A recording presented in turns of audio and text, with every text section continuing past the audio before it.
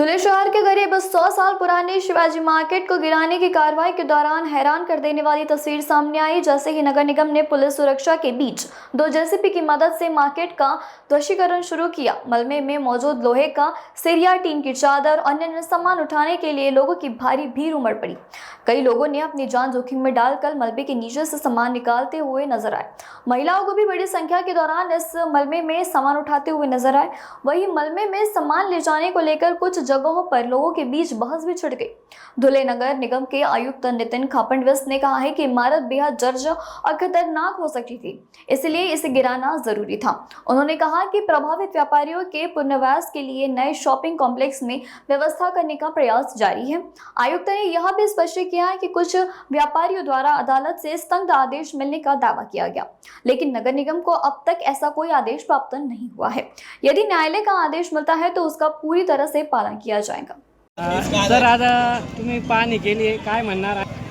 धुळे शहरामधला हा पाचकंदील मार्केट परिसर आहे आणि ह्या मार्केटमध्ये 2 ते 3 वेळा आगीच्या दुर्घटना घडलेल्या होत्या।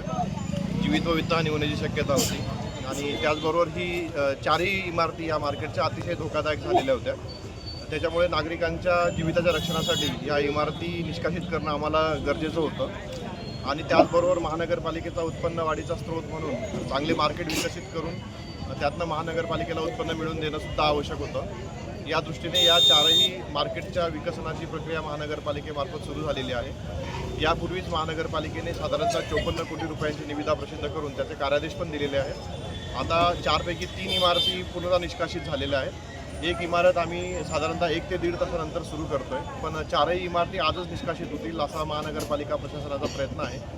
आणि या ठिकाणी जे भाडेकरू होते किंवा पोट भाडेकरू होते, तर ह्या सगळ्यांना आम्ही नवीन शॉपिंग कॉम्प्लेक्समध्येच पुनर्वसनाचा प्रयत्न करणार आहोत। ते कुठल्याही प्रकारे व्यवसायापासून वंचित राहणार नाही याची सुद्धा महानगरपालिका प्रशासन दक्षता घेणार आहे। सर, काल मान्य न्यायालयाचे जर काही निर्देश असतील तर ते आमच्या निदर्शनास आणून द्यावेत। आम्ही आमच्या विधितज्ञांकडून तपासून घेऊ।